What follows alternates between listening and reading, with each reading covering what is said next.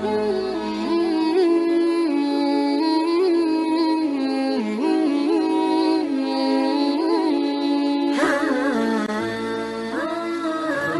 ya. Izzatun nafsi. Bismillahirrahmanirrahim. Izzatun nafsi, kemuliaan diri.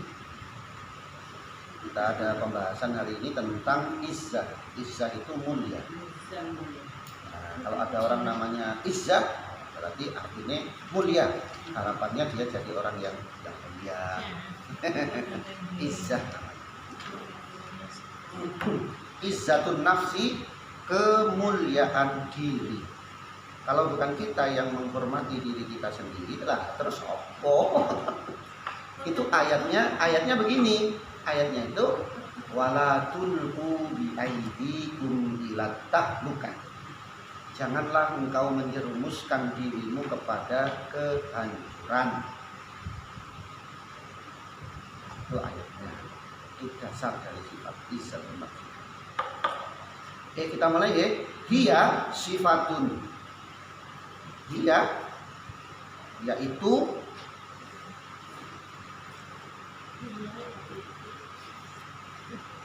sifatun, sifat. Biha, dengannya. Biha, dengannya. Ya ja'alu, menjadikan. Ya ja'alu, menjadikan. Al-insanu, manusia.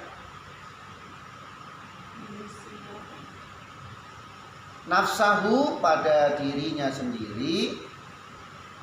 Nafsahu, pada dirinya sendiri. Fi manazilir rifati, dalam tempat yang tinggi. Dalam tempat yang tinggi. Itu maksudnya kedudukannya, kedudukan yang tinggi. Wal ihtirami, dan mulia. Wal ihtirami, dan mulia. Wal ihtirami, dan mulia. Oke. Izzatun nafsi itu maksudnya sifat yang dengan sifat itu orang bisa menempatkan dirinya dalam kedudukan yang mulia dan tinggi. Tentu ini bukan hanya sekedar di hadapan manusia, tapi yang paling penting adalah menurut Allah Subhanahu wa ta'ala. Bagaimana caranya dia membuat dirinya berada pada posisi atau makom yang terhormat, makom yang tinggi. Bagaimana caranya? Ya, dengan memperbanyak kebaikan. Bisa tidak membuat orang menjadi mulia? Bisa, maka laksanakan. Dengan menghindari kejelekan. Bisa tidak orang jadi terhormat? Enggak pernah berbuat jelek, atau jarang orang lihat dia berbuat jelek. Jadi mulia tidak orang yang begitu? Bisa mulia, laksanakan. Hindarilah kejelekan. Begitu. Itu izzatun nafsi. Nanti penjelasan berikutnya ada di kalimat-kalimat yang sesudah ini. Wasababuha, adapun sebabnya. Wasababuha, adapun sebabnya. Ma'rifatul insani adalah pengetahuan manusia. Ma'rifatul insani, pengetahuan manusia. Qadra nafsihi, pada kedudukan dirinya. Qadra nafsihi, pada kedudukan dirinya atau tingkatan dirinya.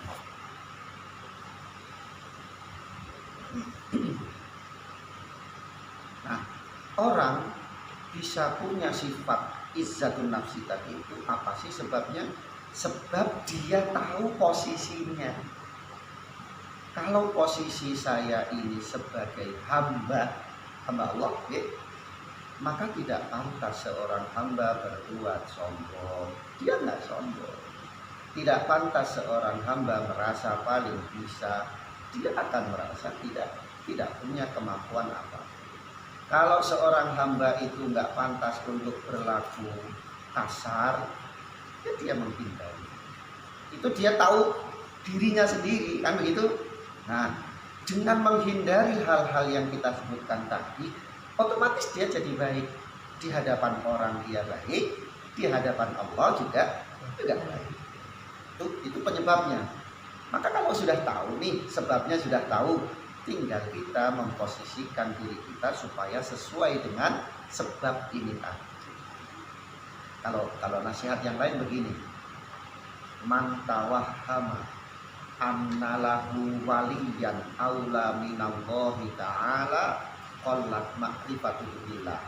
Siapa yang mengira bahwa ada penolong yang lebih mampu ketimbang Allah baginya, maka dia masih belum kenal kepada Allah. Wa man tawahhama annalahu a'daan aula min nafsihi qallat ma'rifatuhu an nafsihi. Siapa yang mengira bahwa dia punya musuh yang lebih berat ketimbang nafsunya, maka dia belum kenal kepada dirinya sendiri. Karena ternyata musuh kita yang berat itu adalah nafsu diri kita sendiri. Kalau nggak sadar, berarti belum kenal dirinya. Apa sih kelemahan saya ini apa? Diajak ngomong lah sekali-sekali. Dirinya diajak ngomong. Saya ini masih suka ngejek orang. Berarti mulai kenal nih. Dihilangkan. Gitu. Itu nasihatnya begitu memang. Siapa yang mengira, yang mempunyai anggapan bahwa musuhnya itu ada yang lebih berat ketimbang nafsunya, berarti belum kenal dirinya karena nggak pernah melakukan introspeksi atau muhasabah diri. Saya ini kalau punya sesuatu memang masih agak perlu itu. Ya itu berarti kenali, dicatat kalau perlu satu. Setelah itu apa yang kita lakukan supaya ini hilang. Waktu perang Badar, kalau kita kembali ke sejarah Rasulullah dulu, ketika memperoleh kemenangan di perang Badar, para sahabat senang kan? Tapi Rasulullah ngendikannya begini, roja'na min jihadil asghar ila jihadil akbar. Kita baru saja pulang dari jihad yang kecil menuju jihad yang lebih besar. Perang Badar sebegitu hebatnya, masih kecil itu. Kata Rasulullah masih kecil. Padahal kondisi perang Badar, jumlah umat Islam, sebagian besar riwayat mengatakan 313 orang saja. Woso. Persenjataan nggak ada, nggak lengkap. Woso Ramadan perang Badar. Sementara pihak kafir, orang-orang Quraisy kafir Mekah, 1000 orang bersenjatakan lengkap, nggak kosong. Kan nggak ada yang puasa, kok menang? Itu bagi mereka sudah berat, sudah hebat. Tapi Rasulullah mengingatkan, ada yang lebih besar dari jihad ketika perang Badar, yaitu jihad melawan nafsu. Merasa menang perang karena usahanya nafsu, bukan? Nafsu. Merasa sudah pandai, nafsu lagi. Merasa sudah baik, orang lain kok belum baik kayak saya, nafsu lagi. Yang ngomong bukan dirinya, nafsunya itu. Padahal nafsu itu selalu, kata Al-Quran diingatkan sekali lagi, ta'ammaratun bisu'. Nafsu itu selalu mengajak kepada kejelekan. Bagaimana sebisa mungkin orang yang habis berbuat baik itu kembali berbuat jahat. Nafsu ngono. Nah, itu yang jadi tunggangan setan itu, nafsu itu yang dimanfaatkan oleh setan.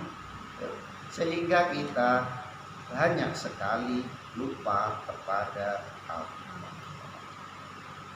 Kalau makan meyakini bahwa yang membuat kenyang adalah makanan, berarti makannya dengan nafsu.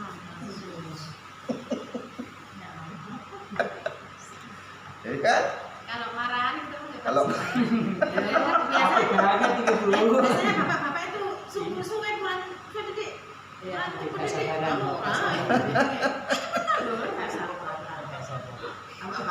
Aku banget itu, aku banget. Biasanya Ya. rasa kita nih. iyalah. Nafsu. Sampai sudah coba bapak-bapak. Ayo, Pak Ridho. Request. Request bapak nabi. Ya begitu. Ya namanya butuh proses. Insya Allah kan nyampe juga ke sana. Insya Allah nyampe. Ya. Itu yang jarang kita sadari. Akibatnya yang paling kita khawatirkan adalah apa tuh? Kita jarang bisa terkoneksi kepada Allah. Kita hanya berhenti pada sebab. Memang betul Allah menciptakan segala sesuatu itu menggunakan sebab. Ada akibat, ada sebab, begitu kan? Akibat dari kita makan, sebab kita makan, kita menjadi kenyang. Tapi jangan diyakini bahwa yang membuat kenyang itu adalah makanan. Karena kenyang itu pemberian Allah. Banyaklah orang-orang yang makan tapi nggak kenyang-kenyang. Kurang aja itu. Mau makan lagi. Nggak ada. Ya. Itu ditampilkan kisahnya oleh Allah dalam Al-Quran ketika menceritakan kisahnya Nabi Ibrahim alaihissalam. Api itu sifatnya membakar.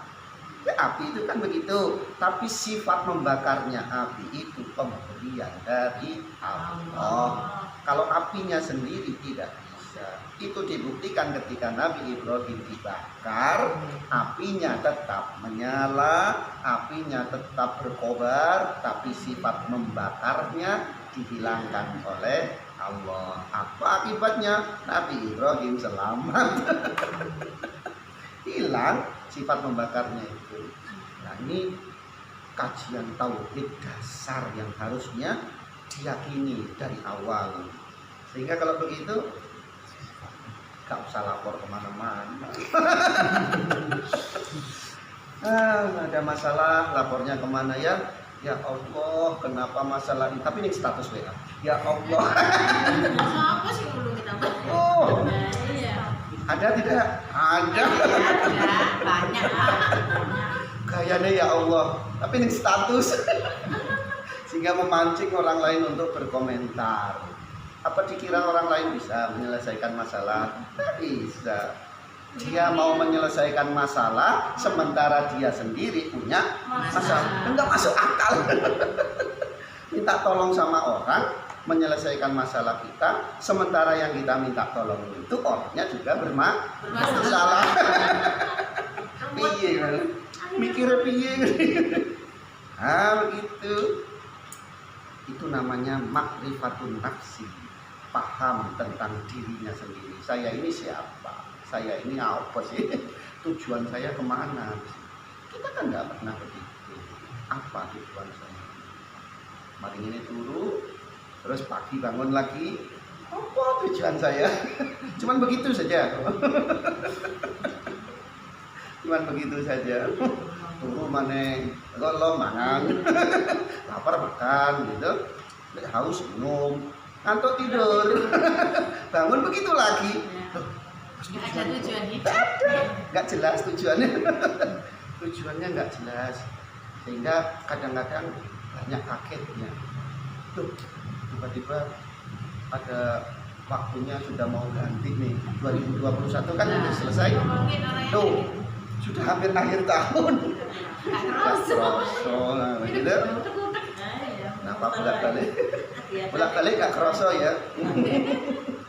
Tahun 2020 kemarin tuh yang lalu kita ngomongnya Betul begitu. Ketika 2020 hampir selesai, hampir habis, duh, gak kerosok. Nah, habis ini 2020 kok gak kerosok mana? Kok gak kerosok terus? Emang ngapain? Emang ngapain saja? Kok bolak-balik gak kerosok? Yang parah itu sampai dalam hal ibadah gak kerosok.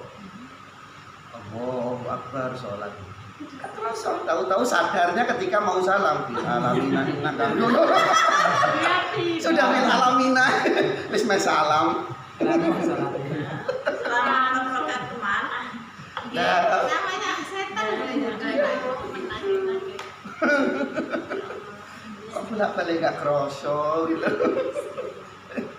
Aduh. Kalau Ramadan nggak kerasa enak masih. Oh, udah mau buka puasa. Kak kaken rewel. Ya Allah, kalau waktu itu begitu terus modelnya ya gimana lah kita ini. Kosong sangune gak ono. Kalau kajian subuh itu kita pernah sampaikan begini. Man dakhalal qabra bila zadi faka'annama raqibal bahra bila safinati. Siapa yang masuk kubur nanti tanpa bawa bekal, seakan-akan sama seperti orang menyeberang lautan tanpa naik perahu. Tenggelam, pasti tenggelam, lelep, soro. Itu yang pasti kan? Kalau sakit pasti tidak. Kalau kaya pasti tidak. Hidup, bahkan hidup sendiri itu tidak pasti. Karena sewaktu-waktu kita bisa sembuh. Ada yang pasti, yaitu kematian. Kenapa nggak menyadari itu? Masya Allah. Enggak kerosok. Bolak-balik nggak kerosok. Aduh. Masya Allah. Tuh, sesuk wae pengajian mana itu? Gak kerosok mana? Nah, iya, waktunya cepet sekali berganti. Ya karena kita nggak biasa mempersiapkan waktunya. Gitu. Insya Allah. Wasamrotuha, betul kalimatnya? Wasamarotuha, gitu ya? Wasamarotuha, adapun buahnya. Adapun buahnya. Buah dari ini tadi, buah dari izzatun nafsi. Kalau orang punya sifat itu, apa yang dia dapatkan? Buahnya apa? Wasamarotuha, adapun buahnya at-tajammulu, yaitu at-tajammul, bersifat baik. Jamilun itu artinya apa toh? Baik ya, indah gitu kan. Innallaha jamilun yuhibbul jamal. At-tajammulu, berbuat baik. Itu buahnya. Sikapnya jadi baik ya. Was-sabru, dan sabar. Ala makarihid dahri, atas kejelekan-kejelekan waktu. Atas kejelekan-kejelekan waktu. Dahri itu dimaknai waktu atau tahun atau masa. Ya. Itu kita sebutkan dua dulu. Buah dari izzatun nafsi itu, satu, orang jadi baik perilakunya. Karena dia tidak mau menjerumuskan badannya atau dirinya kepada kejelekan. Kalau saya berbuat begitu saya jadi jelek, enggak. Saya enggak mau membawa diri saya kepada kejelekan. Kalau menipu orang itu enggak enak, rasanya kalau ditipu kita pasti marah. Enggak mau menipu. Itu membuat saya menjadi terjerumus pada kejelekan. Karena dia berhasil menghindar dari kejelekan-kejelekan begitu, akhirnya yang muncul adalah sifat baiknya, gitu kan? Itu sifat baik itu muncul. Itu buah dari izzatun nafs. Yang kedua, ini yang agak mulai hilang. Orang yang punya izzatun nafsi itu bisa sabar atas kejelekan-kejelekan waktu atau masa. Apa yang terjadi hari ini enggak membuat dia bergeser dari keyakinannya kepada Allah. Dia sabar. Kok banyak orang main TikTok, dia sabar, enggak ikut-ikutan. Tapi kan repot ya, nggak bisa sekarang. Zaman ini, zaman Instagram, Rasanya aneh nggak punya Instagram. Ya kan? Pasti mau nggak mau tak download dulu dah. Kenapa begitu? Karena terbawa arus masyarakat. Kalau dipikir banyak jeleknya kok banyak baiknya. Tahu padahal. Lihat-lihat aja. Ya tetep baik.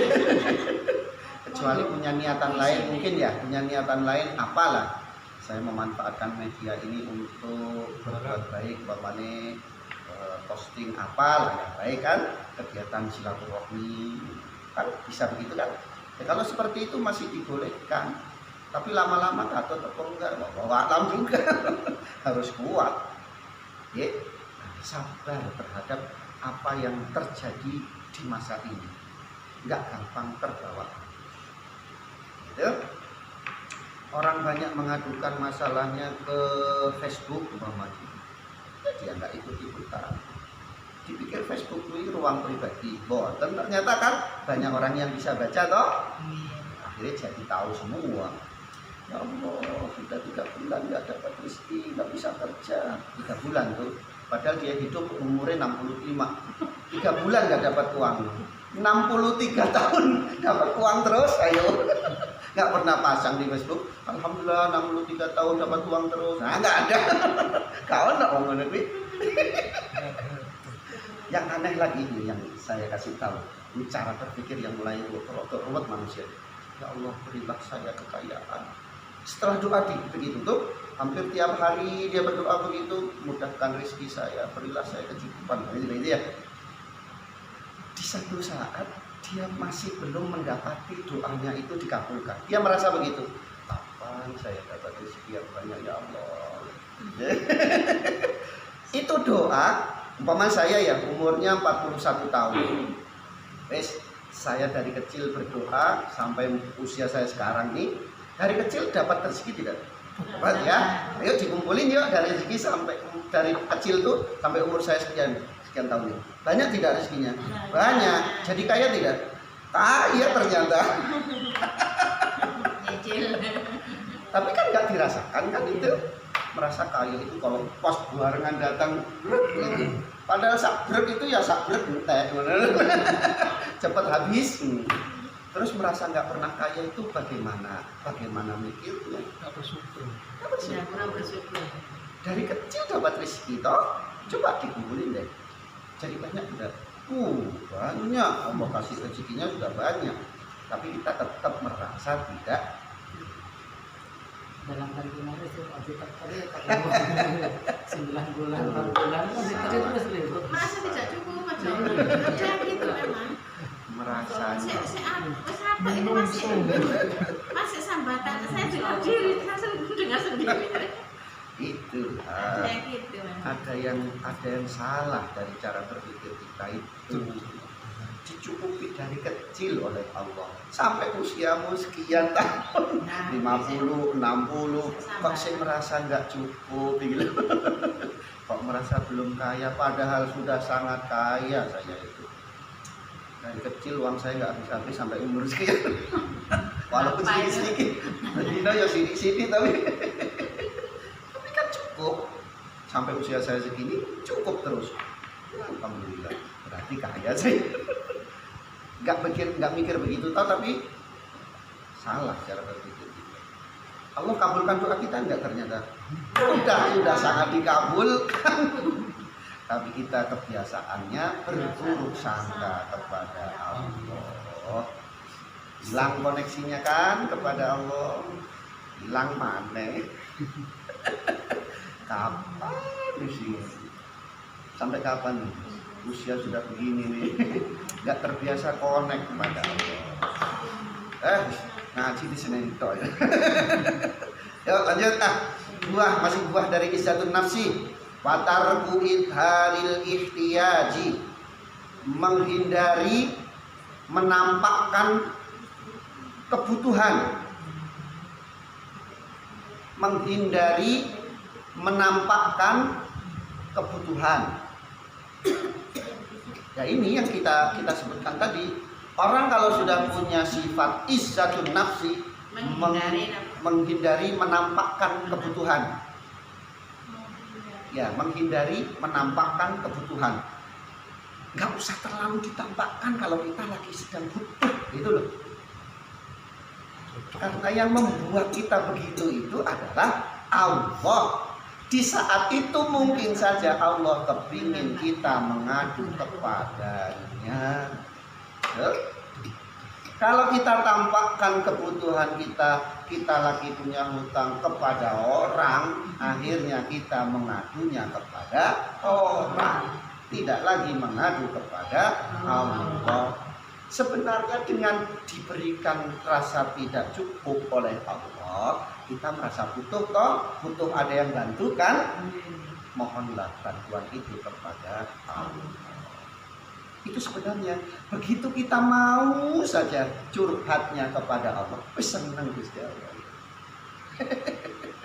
Kan kita enggak tahu, kita merasa yang butuh yang bisa membantu kebutuhan kita itu adalah mungkin teman, mungkin saudara, mungkin kerabat yang lain, mungkin tetangga yang lain.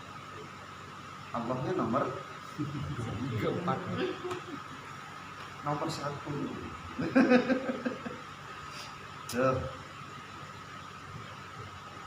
Pernah satu waktu itu saya ada kajian, terus gerimis hujan.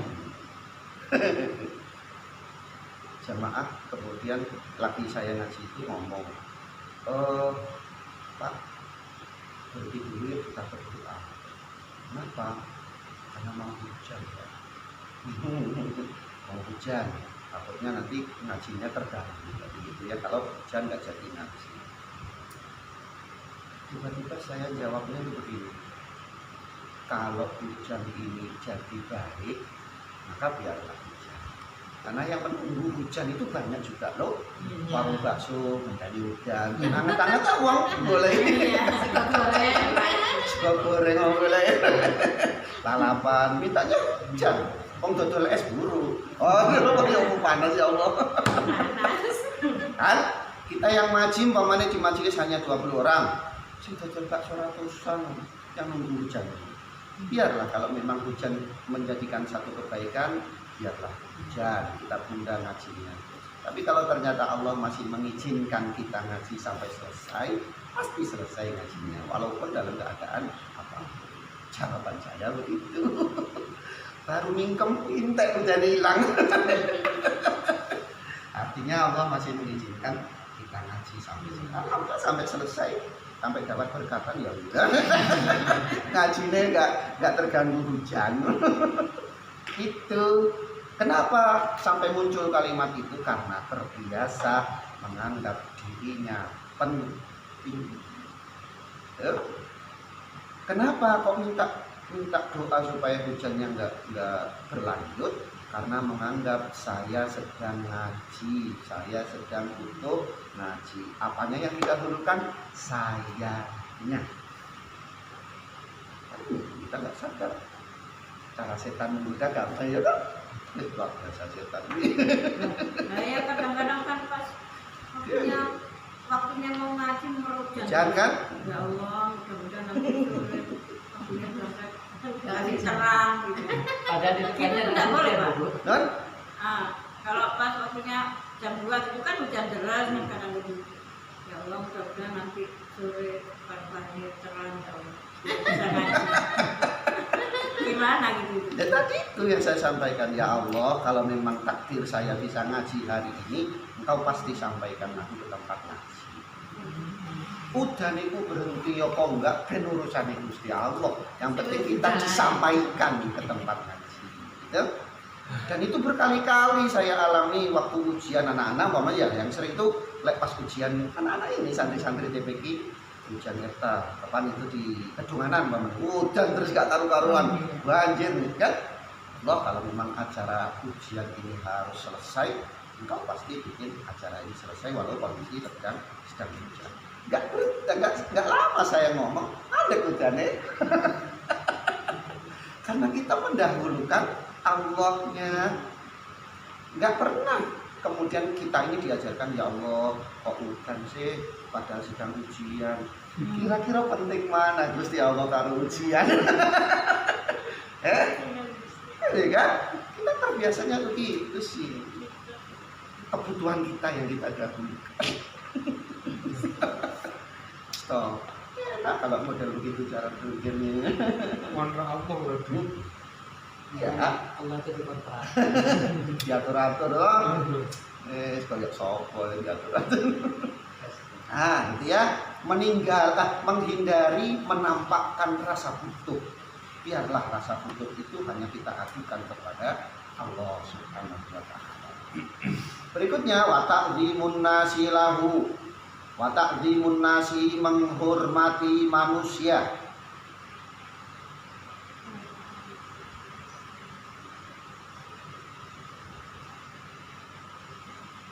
Wa ta'dzimun nasi dan menghormati manusia lahu yang bersamanya.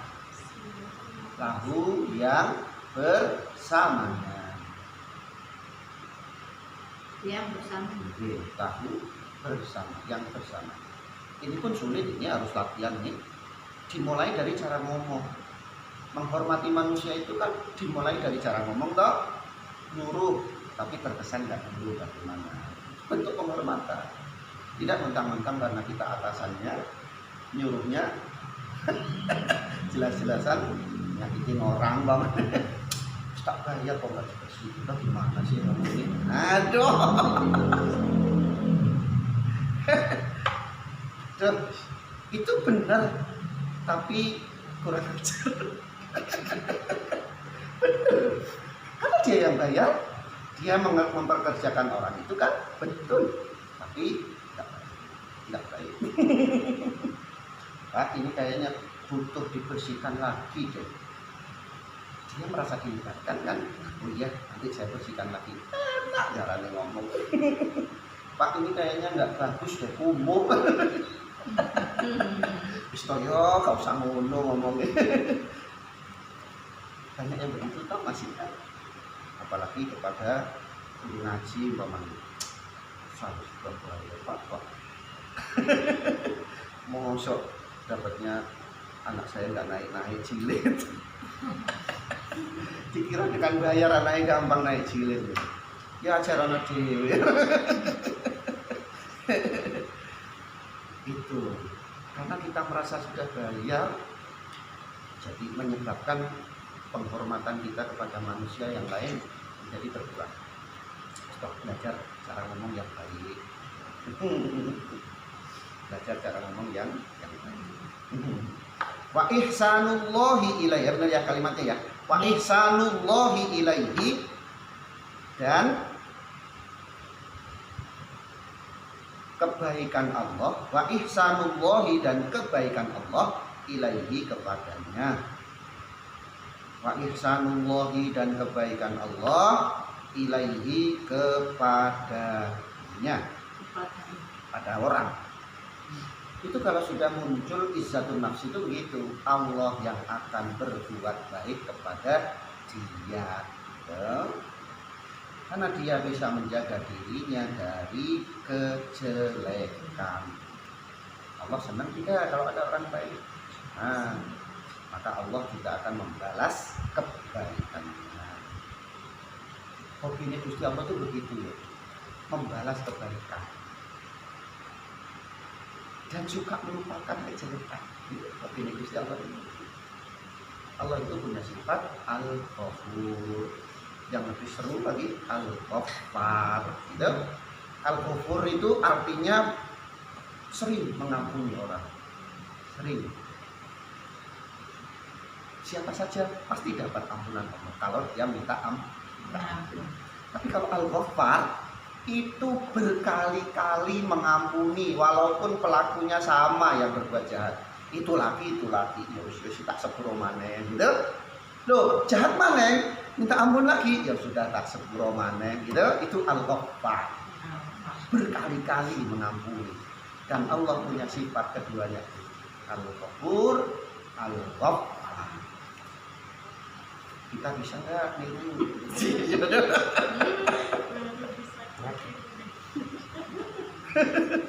Gak iso maneh. Terus yang kita bisa apa? Pemarah Yang kita bisa Nyeneni itu. Yang kita bisa apa? Pertama itu yang ada pertanyaan. Apa yang bisa kita banggakan di hadapan Allah dari ibadah? Oh, jawabannya orang ono. Guru. Ayo, ibadah model apa yang bisa kita banggakan di hadapan Allah?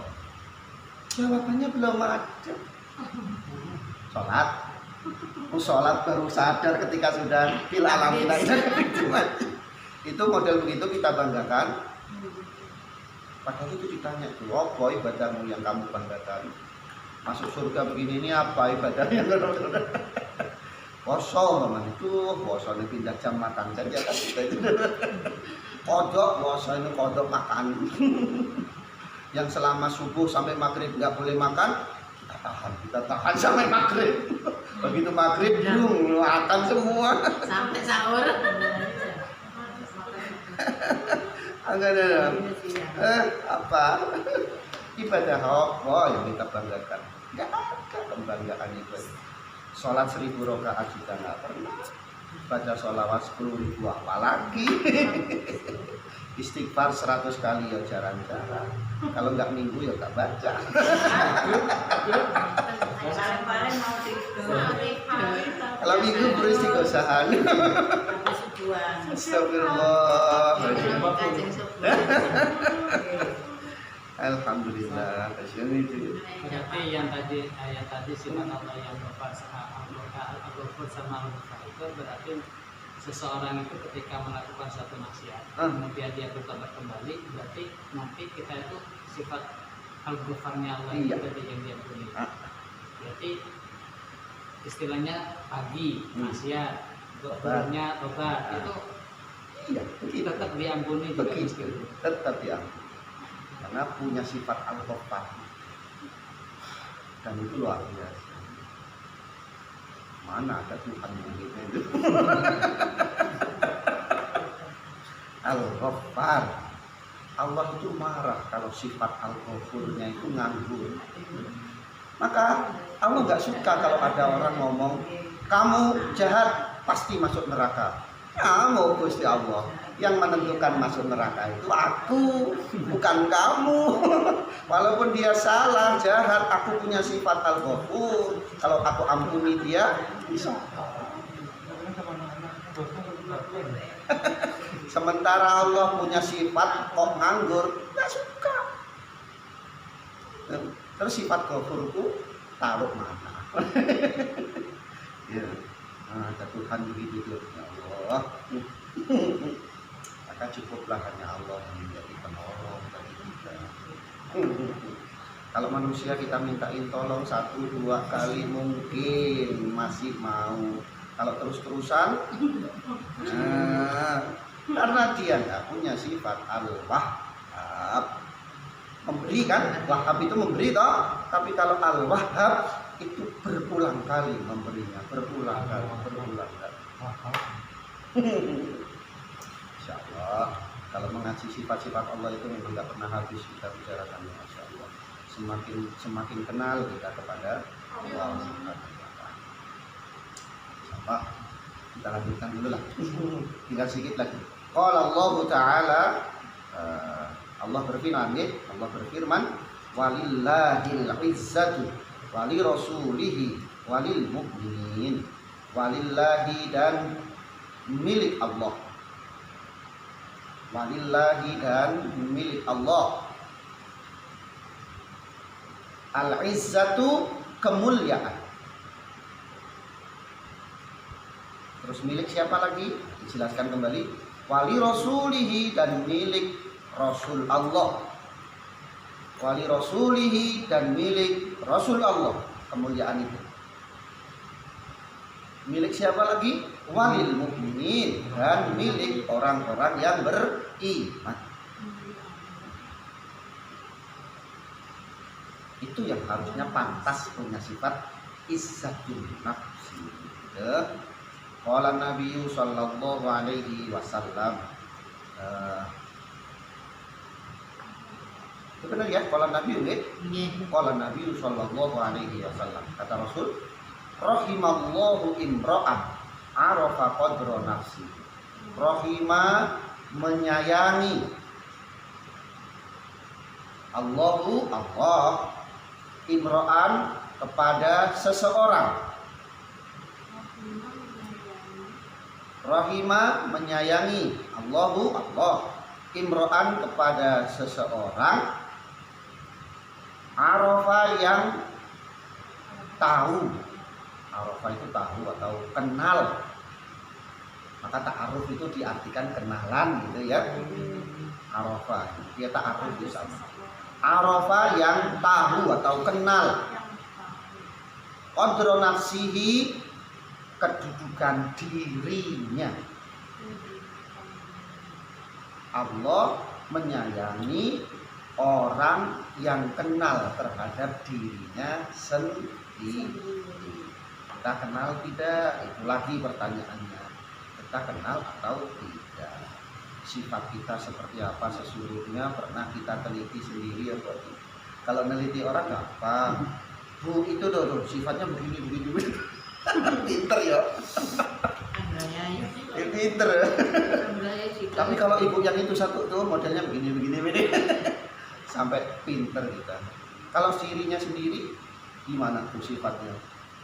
Nggak berani. Besok itu yang ditanya oleh malaikat bukan fisiknya, tapi hati. Mengenal diri itu menggunakan hatinya.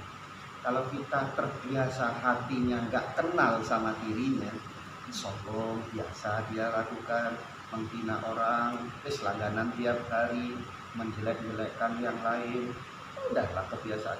Ini nggak kenal sama dirinya, Mas Ento.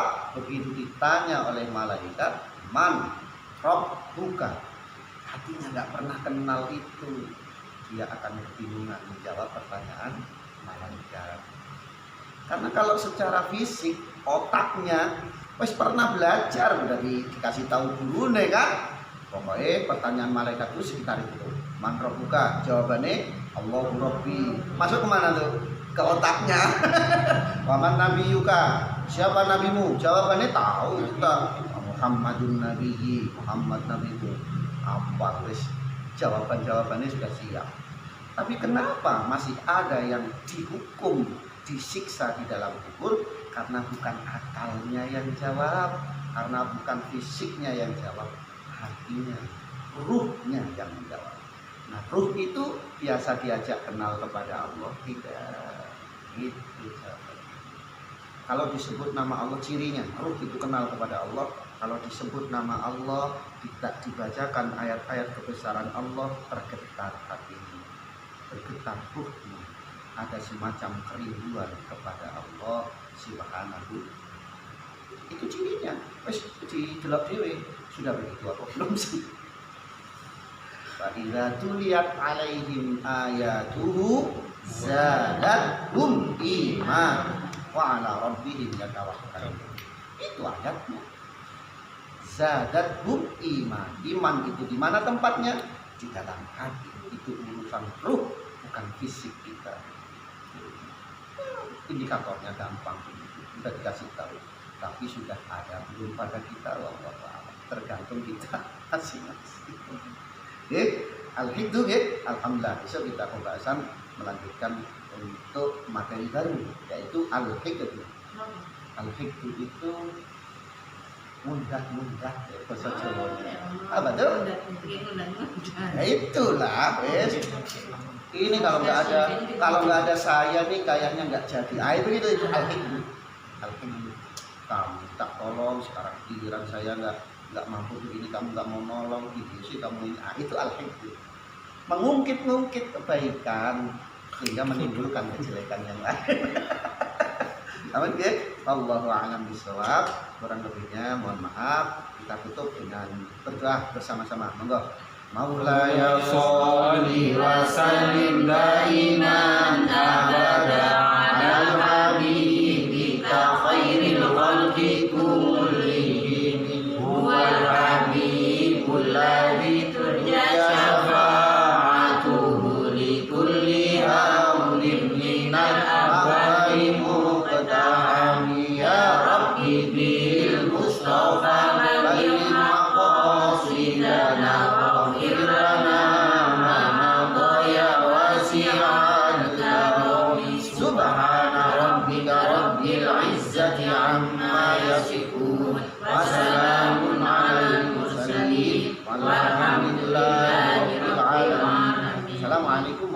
warahmatullahi wabarakatuh. Waalaikumsalam warahmatullahi wabarakatuh.